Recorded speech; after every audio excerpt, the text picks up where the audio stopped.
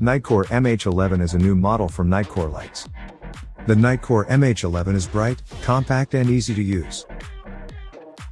It is capable of a 1000 lumen max brightness that throws over 190 meters of beam. The MH11 stands out as a premium EDC light with its quality and reliability. It is built with tough aero-grade aluminum and given an Ha3 anodized finish. Rated IP68 waterproof and 1 meter impact resistance, this light can take a beating and weather heavy uses in the toughest environment.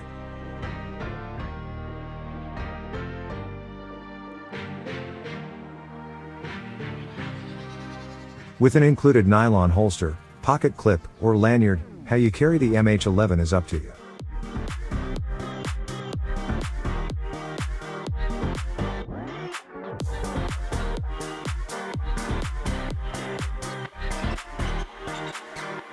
The MH11 comes with an included 18,650 battery that can be fast charged via the built-in USB-C port on the side of the flashlight.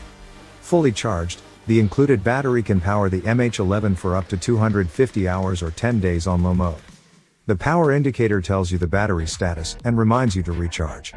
Additionally, the MH11 can run on two CR123A batteries.